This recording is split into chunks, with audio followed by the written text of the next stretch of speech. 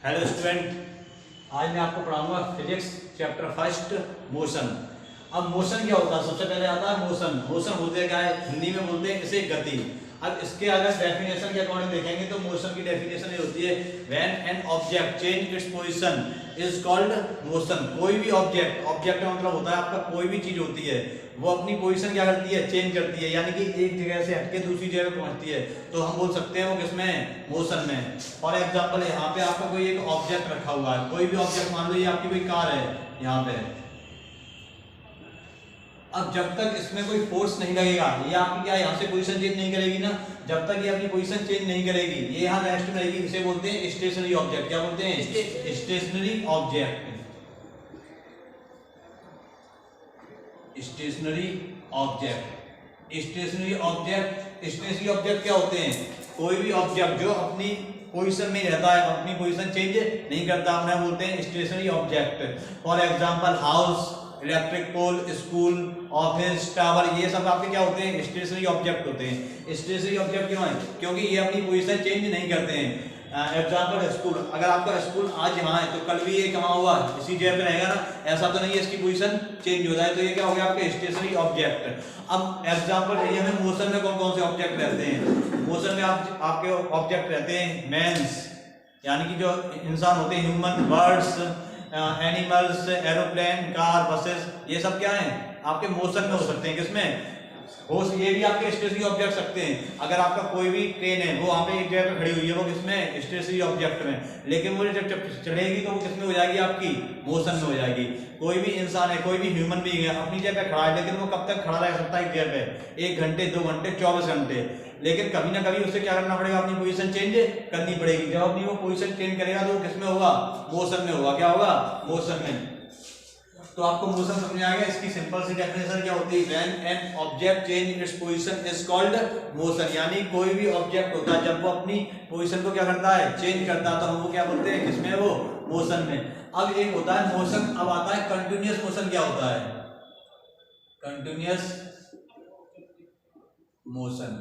Continuous motion का मतलब होता है when an object change its position continuously, जब अपनी वो पोजीशन कंटिन्यूअस चेंज करता है with a reference point two rest, यानी जब वो रेस्ट में होता है। रेस्ट का मतलब होता है जब वो एक जगह रुका हुआ होता है, उसे बोलते हैं रेस्ट। क्या बोलते हैं? रेस्ट। और कोई भी चीज जब रेस्ट में होती है तो उसकी स्पीड कितनी होती है? 0। कितनी होती है? 0 किलोमीटर पर आवर या 0 मीटर पर सेकेंड। क्योंकि कोई भी चीज एक जगह रखी हुई है तो उसमें कोई भी मूवमेंट नहीं होता, वो हिल नहीं रही है, तो वो क्या होगी? आपकी रेस्ट में है। अब यानी कोई भी कंटिन्यूअस मोशन का मतलब ये होता है, आप यहाँ से साइकिल से चले, आप अपने घर से साइकिल से आते हो, तो आपने अपने घर से जब साइकिल उठाई तो आपकी साइकिल किस पोजीशन में थी? रेस्ट में। किसमें थी? रेस्ट पोजीशन में, यानी एक जगह रुकी हुई थी। अब आपने उसे चलाना स्टार्ट किया, आप उससे क्या कर रहे हैं? कंटिन्यूअसली चला रहे हैं। आप कंटिन्यूअसली अपनी पोजीशन चेंज कर रहे हैं। साइकिल आगे यहाँ पे थी, आपके घर यहाँ थी, अब आपने उसे जब चलाना स्टार्ट किया तो उसकी कंटिन्यूअसली पोजीशन क्या हो रही है? चेंज हो रही है। आगे यहाँ ही, फिर यहाँ ही, फिर आगे चलती आ रही है, तो ये क्या हो गया? कंटिन्यूअस मोशन हो गया। क्या हो गया? Continuous motion. और यहाँ घर से आगे आप अपने स्कूल पे आगे क्या हो गए? रुक गए, तो अभी यहाँ ये रेस्ट में थी, यहाँ पे किसमें? मोशन में। यहाँ पे आगे फिर किसमें आ गई? ये रेस्ट में आ गई। किसमें आ गई? रेस्ट में। तो यहाँ से लेके और यहाँ तक ये जो होगा, ये आपका क्या होगा? Continuous motion. क्योंकि वो अपनी कंटिन्यूअस मोशन क्या कर रहा था? चेंज कर रहा था, पोजीशन को क्या कर रहा था? चेंज कर रहा था। तो मोशन आपके समझ आ गया। अब आती है आपकी डिस्टेंस और डिस्प्लेसमेंट। क्योंकि जब मोशन होता है तो वो कोई ना कोई डिस्टेंस कवर करता है। क्या कवर करता है? दूरी। अब देखिए डिस्टेंस क्या होता है। ये आपका डिस्टेंस, डिस्टेंस ये होता है कोई भी ऑब्जेक्ट, कोई भी बॉडी या ऑब्जेक्ट, बॉडी का मतलब यहाँ हमारी बॉडी, और ऑब्जेक्ट कोई भी चीज जब अपनी ये पोजीशन चेंज करेगा, मान लो कोई भी ऑब्जेक्ट यहाँ रखा हुआ है, ठीक है, यहाँ से जब ये अपनी पोजीशन यहाँ पे आएगा तो ये आपकी क्या होगी? कोई ना कोई डिस्टेंस होगी या नहीं होगी? डिस्टेंस कवर करेगा नहीं। अब आपकी आती है डिस्टेंस और डिस्प्लेसमेंट। ये सेम यूनिट होती है लेकिन इनमें थोड़ा सा डिफरेंस होता है। डिस्टेंस क्या होती है और डिस्प्लेसमेंट क्या होती है?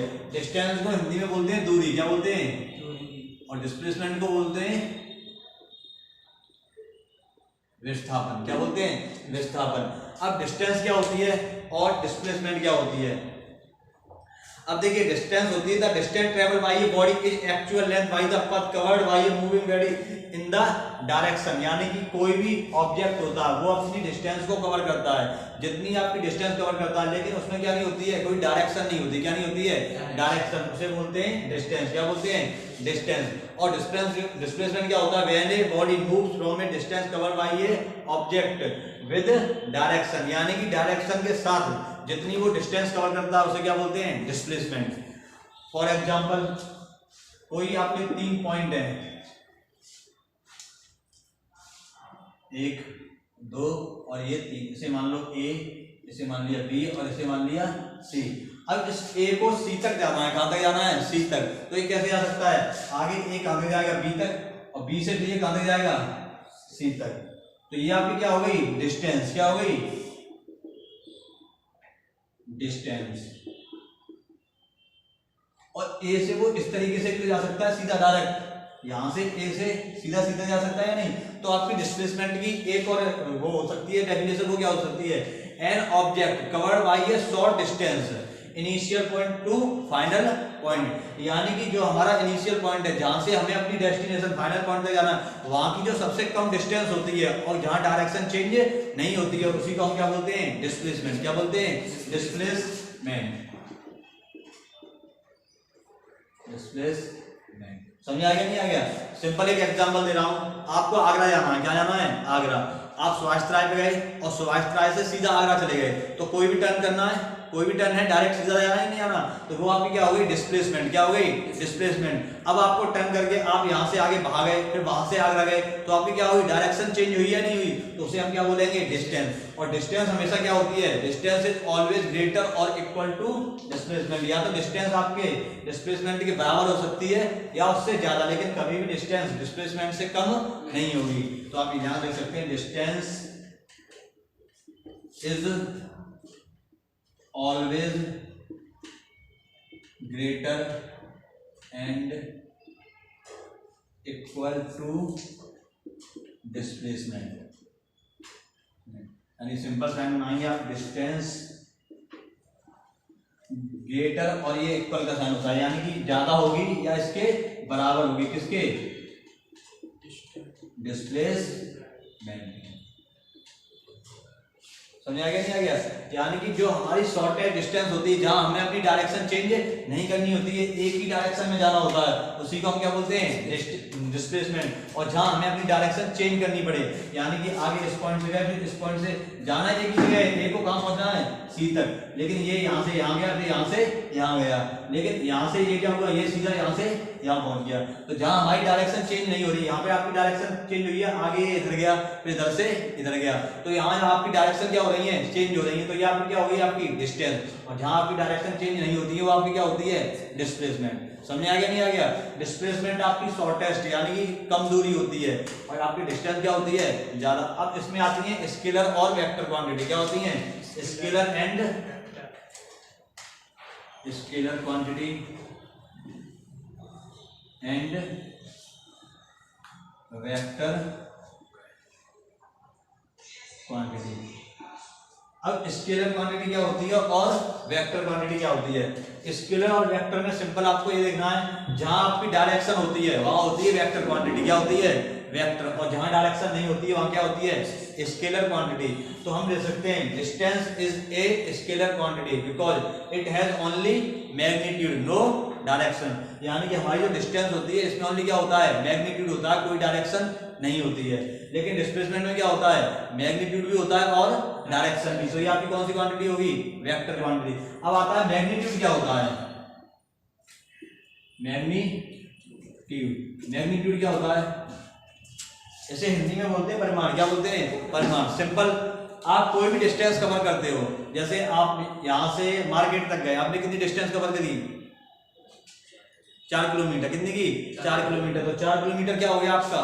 मैग्नीट्यूड हो गया। क्या हो गया? मैग्नीट्यूड। अब आप यहां से मार्केट तक जाओगे तो आपको कितनी डायरेक्शन चेंज करनी पड़ेगी? बहुत सारी डायरेक्शन चेंज करनी पड़ती है नहीं? तो वो आपकी क्या होगी? डिस्टेंस होगी या डिस्प्लेसमेंट होगी? डिस्टेंस होगी। क्या होगी? डिस्टेंस। और और कौन सी क्वांटिटी होगी आपकी स्केलर, क्योंकि आपको डायरेक्शन चेंज करनी पड़ी है। लेकिन कोई रोड आपकी ऐसी हो शॉर्टकट जिसमें आपको डायरेक्शन चेंज ना करनी पड़े, तो वो आपकी क्या हो जाएगी, डिस्प्लेसमेंट। क्या हो जाएगी, डिस्प्लेसमेंट। और आपकी कौन सी क्वांटिटी होगी, वेक्टर क्वांटिटी। समझ आ गया नहीं आ गया? यानी जहां आपकी डायरेक्शन चेंज नहीं होगी वो आपकी वेक्टर क्वांटिटी होगी, और मैग्नीट्यूड भी होगा और डायरेक्शन भी। तो displacement has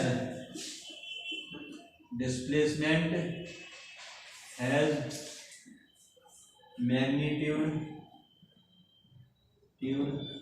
as well as direction, और distance has only magnitude। यानी जो हमारा डिस्टेंस होती है उसमें ओनली क्या होता है, मैग्नीट्यूड, और डिस्प्लेसमेंट में आपके मैग्नीट्यूड के साथ साथ क्या होती है, डायरेक्शन भी होती है। तो समझ आ गया नहीं आ गया? तो डिस्प्लेसमेंट में आपकी कौन सी क्वांटिटी होगी, वेक्टर क्वांटिटी, एंड डिस्टेंस आपकी कौन सी क्वांटिटी होगी, स्केलर क्वांटिटी। इनकी ऐसा यूनिट क्या होती है, मीटर। क्या होती है, मीटर। ऐसा यूनिट इज मीटर। ठीक है, दोनों को हम किसमें मेजर करते हैं, मीटर में। किसमें करते हैं, मीटर में। तो आपको डिस्टेंस और डिस्प्लेसमेंट समझ आ गया, मोशन समझ में आ गया। मोशन क्या होता है, कोई भी ऑब्जेक्ट जब अपनी पोजीशन चेंज करता है तो वो किसमें होता है, मोशन में होता है। किसमें होता है, मोशन में। जब वो आपकी वो पोजीशन कंटिन्यूअस चेंज करता रहेगा तो वो किसमें होगा, कंटिन्यूअसली मोशन में।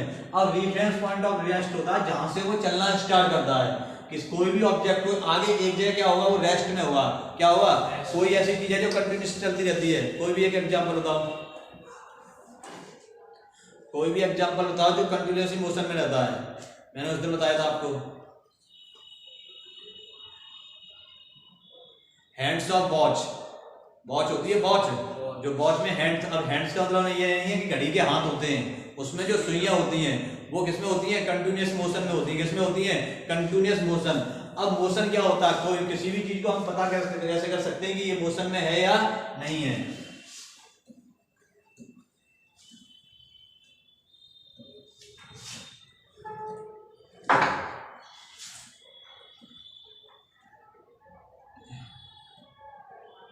ट्वेल्व, 6, 3, 9, 1, 2, 4, 5, 7, 8, 10, 11। ये आपकी वॉच होती है। ठीक है, अब इसमें आपके एक घड़ी में आपके यानी वॉच में कितने हैंड्स होते हैं, 3 हैंड्स होते हैं। कितने होते हैं, 3 hands. First hand equal to hour hand, second hand equal to minute hand, and third hand equal to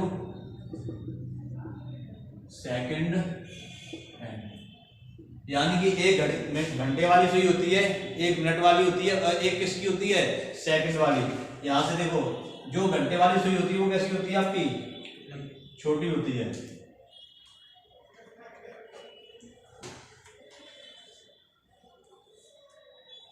ये सेकंड, ये हावर, और ये मिनट। आपका कितना टाइम हो रहा है, 2:05। इसे अगर इंग्लिश में बोला जाए तो कैसे बोलेंगे,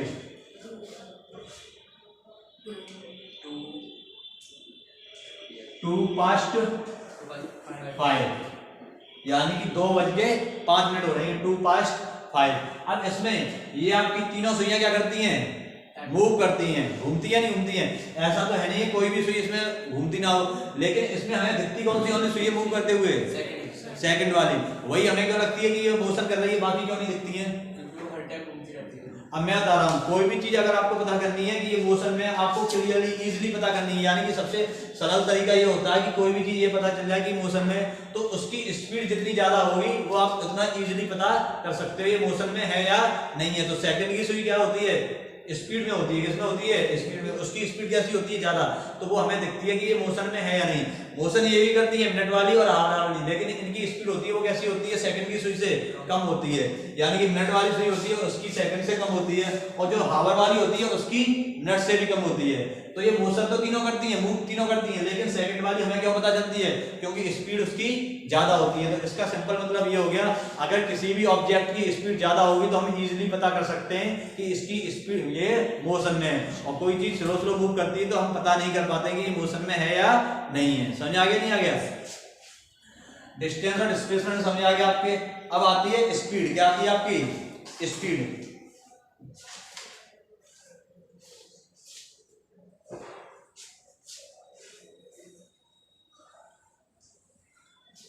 अब मोशन के दो पार्ट और होते हैं, एक होता है यूनिफॉर्म मोशन, एक होता है नॉन यूनिफॉर्म मोशन।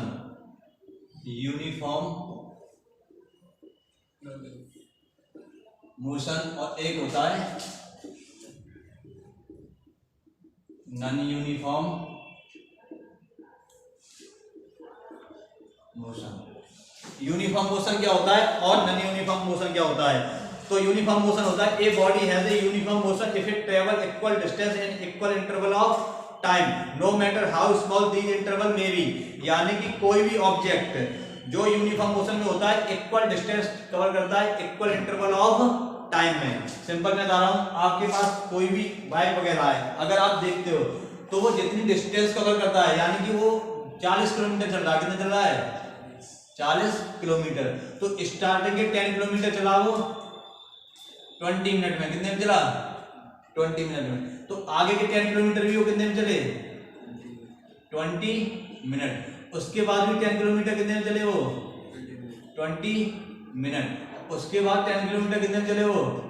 20 मिनट। यानी कि उसे इक्वल डिस्टेंस कवर करने में इक्वल टाइम लग रहा है। तो ये आपका क्या हो गया? Uniform motion. क्या हो गया?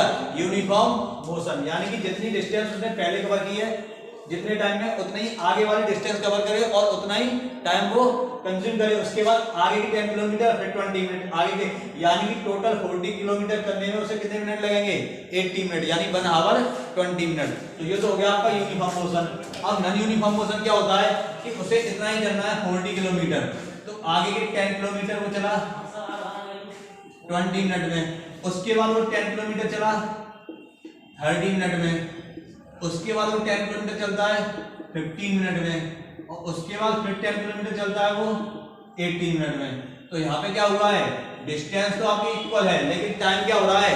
चेंज हो रहा है। क्या हो रहा है? चेंज। देखो आगे 10 किलोमीटर बीच में, अब यहाँ पे क्या हुआ? यहाँ पे मान लो उसे रोड सही मिली उसने, उसके बाद 30 मिनट, यानी कि क्या हुआ? वहीं कोई रोड खराब हो सकती है, उसकी स्पीड कम हो गई। उसके बाद फिर वो 15 मिनट में स्पीड ज्यादा हुई, फिर उसकी स्पीड कैसी हुई? थोड़ी और ज्यादा हुई। तो यहाँ पे क्या हो रहा है? Time change. तो ये आपका क्या होता है? Non uniform motion. इसकी डेफिनेशन क्या होती है? A body has a non-uniform motion if it travel unequal distance in equal interval of time। इसमें आपकी वो unequal distance कवर करता है equal interval of time में। या ये भी बोल सकते हैं हम यहाँ से कि आगे के 10 किलोमीटर चल रहा है वो 20 मिनट में, कितने चल रहा है? फिर वो 15 किलोमीटर चलता है 20 मिनट में। उसके बाद फिर 5 किलोमीटर चलता है 20 मिनट में। और उसके बाद फिर वो 8 किलोमीटर फिर चलता है 20 मिनट में। उसके बाद 2 किलोमीटर चलता है 20 मिनट में। यहाँ पे आपका टाइम कैसा है? इक्वल, लेकिन डिस्टेंस कैसी हो रही है? अनइक्वल। तो हम बोल सकते हैं when an object covered it unequal distance in equal interval of time, यानी कि उसकी जो डिस्टेंस है वो कैसी है? अनइक्वल, और टाइम कैसा है? इक्वल।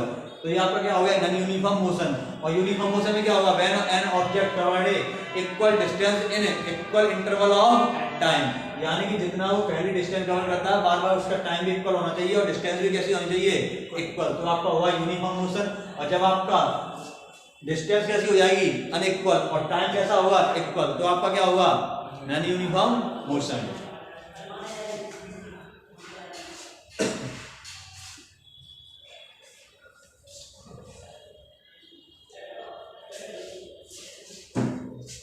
कितने मिनट की हुई? नेक्स्ट, अब आपकी नेक्स्ट टॉपिक है स्पीड। अब स्पीड का मतलब क्या होता है? The speed of a body gives an idea how to object fast and slow. Speed का मतलब होता है, इससे हमें ये आइडिया मिलता है कि कोई भी ऑब्जेक्ट कितना स्लो है या कितना फास्ट है। इसकी डेफिनेशन होती है speed of a body is distance travel by per unit time, यानी कि स्पीड का फॉर्मूला का डेफिनेशन के अकॉर्डिंग देखोगे तो इसका मतलब ये होता है speed of a body is distance travel, यानी कि जो कोई भी ऑब्जेक्ट होता है वो जितनी डिस्टेंस ट्रेवल करता है, तो distance travelled per unit time, पर का मतलब होता है डिवाइड और टाइम टेकन, यानी कि जितनी डिस्टेंस हमने कवर की उसमें हम अपने टाइम क्या कर देते हैं, डिवाइड, तो हमें क्या पता चल जाती है, स्पीड। फॉर एग्जांपल हमने डिस्टेंस कवर की 80 किलोमीटर, कितनी कवर की 80 किलोमीटर, और हमें टाइम लगा 80 मिनट, कितना लगा 80 मिनट। तो इसकी स्पीड निकालनी है, तो सबसे पहले तो देखो जो हमारी स्पीड होती है उस वो होती है किलोमीटर पर आवर में, किसमें होती है, किलोमीटर पर आवर या मीटर पर सेकंड में। तो ये आपका किलोमीटर में और ये किसमें, मिनट में, तो इसे किसमें कन्वर्ट कराएंगे हम, आवर में, किसमें कन्वर्ट करेंगे, आवर में। अब मिनट को आवर में कन्वर्ट करने के लिए कितने का डिवाइड करते हैं, 60 का, क्योंकि 1 आवर कितनी मिनट होती है, 60, तो ये हो जाएगा 80/60, 0 से 2 से कितने टाइम कटेगा, 4 टाइम, 2 से ये 3 टाइम, तो कितना आ गया 4/3 आवर। अब हमें निकालनी है स्पीड, तो स्पीड इक्वल टू फॉर्मूला क्या होता है, डिस्टेंस अपॉन टाइम। अब डिस्टेंस कितना है आपका 80, टाइम कितना है 4/3, 3 का पहुंच जाएगा ऊपर, तो 3 8 20, 4 240/4, 4 6 24, यानी 60 किलोमीटर पर आवर। यानी कि आपके पास कोई भी व्हीकल है जिसकी स्पीड कितनी होगी, 60 किलोमीटर पर आवर, चाहे आपके पास कार हो, बाइक हो, कुछ भी हो। अगर आप 80 किलोमीटर 80 मिनट में कवर कर रहे हैं तो आपकी स्पीड कितनी है, 60 किलोमीटर पर आवर। आप बोलते हो ना कि बाइक कितने स्पीड में चला रहे थे, 40 की स्पीड में चला रहे थे, 50 की स्पीड में, तो पता कैसे करते हैं, वो ऐसे ही पता करते हैं कि आप कितनी डिस्टेंस कवर कर रहे हो और आपको कितना टाइम लग रहा है। समझ आ गया, नहीं आ गया, ये होती है आपकी स्पीड। अब स्पीड से अकॉर्डिंग आती है एक वेलोसिटी, क्या आती है, अब इसकी एसआई यूनिट होती है, एसआई यूनिट मीटर पर सेकंड, क्या होती है, मीटर पर सेकंड, ठीक है। अब ऐसे ही आती है आपकी वेलोसिटी, क्या आती है, वेलोसिटी। वेलोसिटी भी सेम आपकी इसी की तरह होती है, बस उसमें क्या होता है, इसमें हम डिस्टेंस लेते हैं। डिस्टेंस का मतलब क्या होता है, मैंने अभी आपको बताया था, जहां आपकी डायरेक्शन क्या होती है, चेंज होती है, लेकिन डिस्प्लेस जो आपकी वेलोसिटी होती है उसमें क्या लिया जाता है, डिस्प्लेसमेंट। क्या लिया जाएगा, डिस्प्लेसमेंट।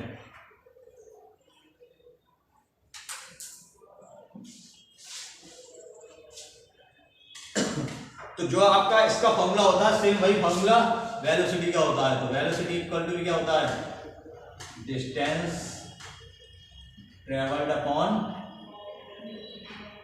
टाइम टेकन, ठीक है। तो इसकी भी ऐसा यूनिट क्या होगी, वेलोसिटी v इक्वल टू होता है, डिस्टेंस को रिप्रेजेंट करते हैं s से, किससे करते हैं, तो v equal to s upon t। ऐसा यूनिट क्या होगी इसकी भी, मीटर पर सेकंड, ठीक है।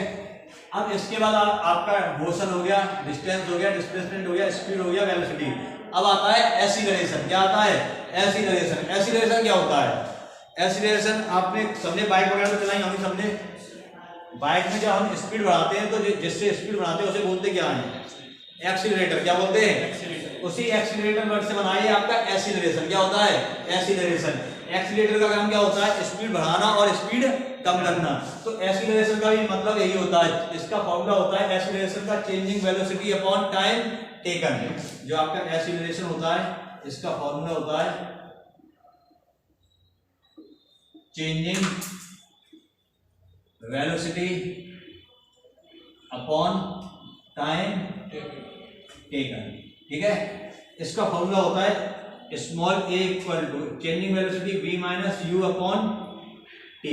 अब मैं आपको बता रहा हूँ v क्या होता है इसमें और u क्या होता है, और एक्सीलरेशन मैंने बता दिया। आप कोई भी व्हीकल लेके चलते हो, क्या लेके चलते हो, व्हीकल। आप अपने घर से निकले तो जब आपके घर में वो व्हीकल खड़ा होगा तो उसकी जो स्पीड होगी वो कितनी होगी, वेलोसिटी। कोई भी आपका व्हीकल घर पे खड़ा हुआ उसकी वेलोसिटी कितनी होगी तब, 0। मैंने क्या बताया, वो किस पोजीशन में होगा, रेस्ट में। किसमें होगा, रेस्ट में। तो तब इसकी इनिशियल एक होती है इनिशियल, एक होती है फाइनल। तो u इक्वल टू होती है आपकी इनिशियल वेलोसिटी। क्या होती है, इनिशियल वेलोसिटी। और v इक्वल टू होती है आपकी फाइनल वेलोसिटी, ठीक है।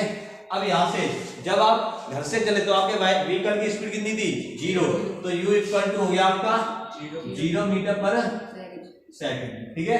उसके बाद आपने बाइक स्टार्ट की और आप बाइक लेके चलती है, आपकी बाइक की स्पीड मान लो कितनी है 30 किलोमीटर पर आवर। अब आपने 0 मीटर पर सेकंड से लेकर 30 किलोमीटर पर आवर जब स्पीड की होगी तो उतनी स्पीड करने में आपको कोई ना कोई टाइम लगा होगा, नहीं लगा होगा? ऐसा तो है नहीं है कि आप गए और आपने बाइक को देखा और बाइक की स्पीड अपने आप 30 किलोमीटर हो गए, कोई ना कोई टाइम लगा होगा, 5 मिनट 10 मिनट 5 सेकंड। तो वो क्या लेते हैं आप अपना यहाँ से टाइम लेते हैं, यानी कि आपको कितनी स्पीड करने में, सॉरी यहाँ पे मीटर पर सेकंड कर लेना, 30 मीटर पर सेकंड, इतना करने में आपको 10 सेकंड का टाइम लगा। कितना सेकंड का टाइम लगा? 10 सेकंड का। तो ये आपका v हो गया, ये u हो गया, ये क्या हो गया t। अब अगर हम यहाँ से वैल्यू निकालेंगे तो क्या होगी आपकी acceleration equal to v minus u upon t। v की वैल्यू कितनी है आपकी 0, बताओ v की वैल्यू कितनी है 30 और u की 0, t की 10, तो 30 अपॉन 10 से कट गया, इसकी यूनिट कितनी आएगी 3 मीटर पर सेकंड स्क्वायर। अब स्क्वायर क्यों है? क्योंकि देखो वेलोसिटी की भी यूनिट क्या होती है मीटर पर सेकंड और टाइम की भी क्या होती है सेकंड। तो सेकंड और सेकंड का जब मल्टीप्लाई होगा तो क्या हो जाएगा मीटर पर सेकंड स्क्वायर। समझ आ गया नहीं आ गया? ये होता है एक्सीलरेशन। क्या होता है एक्सीलरेशन। अब मैं और बता दे रहा हूँ आपको, जब आप लेके चले वो इनिशियल वेलोसिटी आपने स्पीड उठाई वो आपकी क्या हो गई फाइनल। अब आप जब लेके जा रहे हो तो वो आपकी क्या है इनिशियल वेलोसिटी है। क्या है इनिशियल। आपने थोड़ी देर बाद उसकी स्पीड और ज्यादा कर दी, 30 मीटर पर सेकंड से और ज्यादा हो गई, 50 मीटर पर सेकंड हो गई, तो ये आपकी क्या हो जाएगी इनिशियल, और जो आपने स्पीड बढ़ाई है वो क्या हो जाएगी फाइनल वेलोसिटी। समझ आ गया नहीं आ गया? अब आपकी 50 मीटर पर सेकंड हो गई और कहीं जाके आप रुक गए, क्या हो गए रुक गए, तो वो तब आपकी 50 मीटर पर सेकंड क्या होगी इनिशियल, और जहां रुके हो वो क्या हो जाएगी फाइनल वेलोसिटी। समझ आ गया नहीं आ गया? आप ऊपर से कोई भी पत्थर फेंकते हो नीचे, तो आप जब उसे हाथ में पकड़े हुए तो वो क्या है उसकी इनिशियल वेलोसिटी क्या है, और हाथ से छोड़ा वो उसकी क्या होगी फाइनल वेलोसिटी। अब वो जब नीचे जा रहा है और जब वो नीचे टकराएगा तो जब टकराएगा वो फाइनल हो जाएगा, और जो नीचे जा रहा था वो क्या हो जाएगा आपकी इनिशियल वेलोसिटी। समझ आ गया नहीं आ गया? इनिशियल और फाइनल। तो आज के लिए आपका इतना ही। नेक्स्ट आपका जब क्लासेस होंगी तो नेक्स्ट लेक्चर में मैं आपको इसकी जो इक्वेशन ऑफ मोशन है वो तीनों इक्वेशन प्रूव कराऊंगा।